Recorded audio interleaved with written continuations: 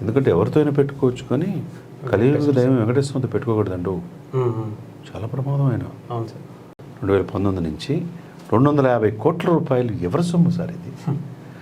Red sandal ఒకవైపు నిన్న ఆయన చెప్పినట్టు పవన్ కళ్యాణ్ గారు 10,000 కోట్ల విలువ చేసే రెడ్ శాండిల్ చెట్లు 3 లక్షల పైన చెట్లు ధ్వంసం చేస్తేనే చూసి చూడనట్టుగా ఉన్నారు. ఇకపోతే నెయ్యి కూడా వదిలా. అక్కడికి వెళ్ళేటప్పుడు తిరుమల తిరుపతి దేవస్థానం మీరైనా నేనైనా ఎవరైనా కానీ చందా ఇస్తాం. మనది కూడా ఉంటుంది దాంట్లో, అడిగే హక్కు ఉంటుంది మనకి. Hi hello, welcome to Kiran TV news. Tirupati కల్తీ నెయ్యి వ్యవహారం ఎటువైపు వెళ్తుంది, అసలు ఎటువైపు తీసుకువెళ్తుంది, సిట్ ఏం చేస్తుంది, అలాగే సిబిఐ ఏం చేస్తుంది? ప్రస్తుతం ఈ కేసుపై ఉన్నటువంటి విశ్లేషణ తీసుకునే ప్రయత్నం చేద్దాం. మనతో పాటు ప్రముఖ రాజకీయ సామాజిక విశ్లేషకులు చంద్ర శ్రీనివాస్ గారు అందుబాటులో ఉన్నారు. ఆయన అడిగి తెలుసుకుంటాం. సార్ నమస్తే. నమస్కారం అండి. సార్, ఈ కేసుకు సంబంధించి మళ్ళీ ఒక కొత్త న్యూస్ ఒకటి బయటకు వస్తూ ఉంది. ఎలా చూస్తారు సార్ దీన్ని? ఎలా మనం ఐడెంటిఫై చేయాలి? అసలు కేసు ఇటువైపు తీసుకెళ్తున్నారు? ఇది మరి దారుణమైన విషయం అండి. ఎందుకంటే పరమ పవిత్రమైన ప్లేసు తిరుపతి దేవస్థానం. అటువంటి తిరుపతి దేవస్థానం మనిషి జీవితకాలంలో ఆయన దర్శించుకోవాలని ఉంటుంది, ఏకాదశి రోజు వెళ్ళాలని ఉంటుంది, మాడవీధుల్లో తిరగాలని ఉంటుంది. మన చిన్నప్పుడు నేను చూస్తున్నాం. ప్రపంచంలోనే వాటికన్ సిటీ తర్వాత అత్యంత ఎక్కువ భక్తులుగానే ఆదాయం వచ్చేది తిరుపతి దేవస్థానం. అటువంటిది గత 5 సంవత్సరాల కాలంలో లడ్డు అపవిత్రత జరిగింది, కల్తీ నెయ్యి జరిగింది.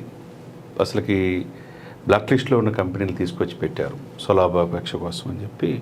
ఇది పెద్ద ఒక ఉద్యమంలాగా దేశవ్యాప్తంగా జరిగినమాట వాస్తవం ఇది. ఎందుకంటే ఆ పాదాల చింతనే చంద్రబాబు నాయుడు గారు కుప్పంలో జన్మించారు.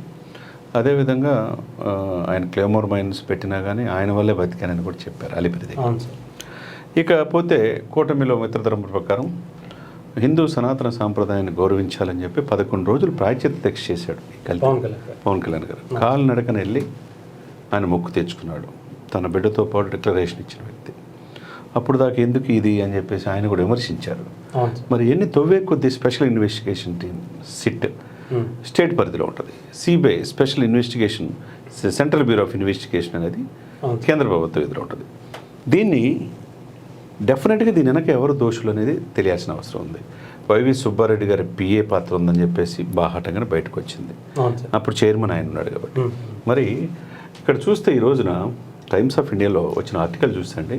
The dairy in Uttarakhand never produced a drop of milk or butter from anywhere it manage to supply 68 లక్షల కేజీల నెయ్యి తిరుపతి దేవస్థానానికి 250 కోట్ల విలువ. ఇది బోలే కంపెనీ, బోలే బాబా ఆ డైరీ నుంచి 2024 వరకు వాళ్ళు చేశారంటే 2019 నుంచి 250 కోట్ల రూపాయలు ఎవరి సొమ్ము సార్ ఇది? అంటే నేను చాలాసార్లు తిరుపతి వెళ్ళాను. ఆ లడ్డు అపవిత్రమైన వీళ్ళు కల్తీ నెయ్యి ఇది కూడా నేను తిన్నట్టేగా, అంతేగా సార్, నాకు కూడా ద్రోహం చేసినట్టుగా. నాలాంటి కొన్ని లక్షల మందికి హిందూ సనాతన సాంప్రదాయాన్ని గౌరవించే పరమ పవిత్రంగా భావించే ఆ లడ్డు ప్రసాదంలోనే వీళ్ళు నెయ్యి కోసం కక్కుర్తిపడ్డారంటే ఇది ఎంతవరకు సమంజసం అండి? గోశాల ఎలా ఉందో తెలుసు. రెడ్ శాండిల్ ఒకవైపు నిన్న ఆయన చెప్పినట్టు పవన్ కళ్యాణ్ గారు 10,000 కోట్ల విలువ చేసే రెడ్ శాండిల్ చెట్లు 3 లక్షల పైన చెట్లు ధ్వంసం చేస్తేనే చూసి చూడనట్టుగా ఉన్నారు. ఇకపోతే నెయ్యి కూడా వదిలా. ప్రసాదం సార్, అది పరమ దేవుడు ప్రసాదంగా మనం భావిస్తాం లడ్డుని. ఆ లడ్డులో కూడా ఎటువంటి పర్మిషన్ 68 లక్షల కేజీలు ఇచ్చారంటే ఇక్కడ ఉత్తరాఖండ్కి ఏంటి ఇది? ఎంతవరకు సమంజసం? డెఫినెట్గా దీంట్లో చైర్మన్ పాత్ర ఉంటుంది, ఈఓ పాత్ర ఉంటుంది. అప్పుడు ఎవరెవరు ఉన్నారు, బోర్డు మెంబర్లు ఏంటి, ఈ యొక్క డైరీని రిఫర్ చేసింది ఎవరు ఉత్తరాఖండ్ నుంచి? ఈ బోలే బాబాకి ఈ విధంగా 250 కోట్ల రూపాయలు తిరుపతి దేవస్థానం నుంచి ఏ విధంగా ఉంటుంది? అసలు ఏఆర్ డైరీ ఏంటి, అసలు ఏంటి కథ అనేది స్పెషల్ ఇన్వెస్టిగేషన్గా స్టేట్ వరకు చేసింది ఆ పరిధి. కానీ సెంట్రల్ బ్యూరో ఆఫ్ ఇన్వెస్టిగేషన్ అనేది డెఫినెట్గా దీని వెనక ఎవరు పెద్ద తలకాయలు ఉన్నా, ఎందుకంటే ఎవరితో అయినా పెట్టుకోవచ్చు, కానీ కలియుగ దైవం వెంకటేశ్వరంతో పెట్టుకోకూడదండు. చాలా ప్రమాదం ఆయన. ఆయన 7 కొండలను ఏ విధంగా రక్షించుకోవాలో తెలుసు. అదేవిధంగా పరమ పవిత్రంగా కొన్ని లక్షలాది మంది ప్రపంచవ్యాప్తంగా వచ్చే భక్తుల్ని కాపాడుకోవడం కోసం మనం చూసాం. కాబట్టి అనేక మంది చైర్మన్లు వస్తుంటారు, ఈఓలు వస్తుంటారు, బోర్డు మెంబర్లు వస్తుంటారు, పోతుంటారు. కానీ దేవుడు మన కలియుగ దైవంగా భావిస్తాం మనం. ఎందుకంటే ఆ వెంకటేశ్వర స్వామి చెంత ఉచితంగా భోజన సదుపాయాలు కల్పిస్తున్నారు 24 hours. అవును సార్. తర్వాత కాలినడకలకి వెళ్ళే భక్తులు ఉంటారు, అవును. వాళ్ళు త్వరితగత దర్శనం కల్పిస్తున్నారు. ఇకపోతే పరమ పవిత్రంగా భావించే ప్రసాదం కూడా గుర్తుపడ్డారంటే ఇంకెంతకంటే దారుణమైంది సార్. అసలు ఇటువంటి గుర్తింపు లేని వాడు భోలేబాబు వాడు అసలు ఉత్తరాఖండ్ కంపెనీ ఏంటి, దీని వెనక అప్పుడు చైర్మన్ సుబ్బారెడ్డి గారి పిఏ పాత్ర ఏంది, ఆయనకి ఎంత ముట్టింది, ఇవన్నీ బాహాటంగానే బయటకు వచ్చిన ఇన్వెస్టిగేషన్లో అవును సార్. డెఫినెట్గా పూర్తిగా విచారించి సెంట్రల్ బ్యూరో ఆఫ్ ఇన్వెస్టిగేషన్ గత 5 సంవత్సరాల్లో ఎవరు పర్మిషన్తో ఇచ్చారు, దీని వెనక ఎవరెవరికి ముట్టినాయి. ఎందుకంటే సొమ్ము అక్కడికి వెళ్ళేటప్పుడు తిరుమల తిరుపతి దేవస్థానం మీరైనా నేనైనా ఎవరైనా కానీ చందా ఇస్తాం, అవును సార్. మనది కూడా ఉంటుంది అవును సార్. దాంట్లో, అడిగే హక్కు ఉంటుంది మనకి, అవును సార్. అవునా కదా. డెఫినెట్లీ. కాబట్టి డెఫినెట్గా ప్రజలకు తెలియాల్సిన అవసరం ఉన్నది. ఇటువంటి ఎందుకంటే టైమ్స్ ఆఫ్ ఇండియా అంటే చాలా పెద్ద ఇంగ్లీష్ పేపర్, అంతకుముందు తెలుగు పేపర్లో వేసిన హౌ డైరీ ఇప్పుడు Tirupati trust for 5 years with 68 lakh fake ghee, అంటే కల్తీ గీ 68 లక్షల కేజీలు మన మీద వృద్ధి, మన ప్రసాదాల రూపంలో తిన్నామంటే మనం కూడా ఇదైనట్టే, ఎంతో నిష్ఠగా మన మనోభావాలు కూడా దెబ్బతీసినట్టుగా. నాట్ ఓన్లీ మనమనే కాదు సార్, 100 కోట్ల మంది అంటే 145 కోట్ల మందిలో 80% పాపులేషన్ హిందువులు.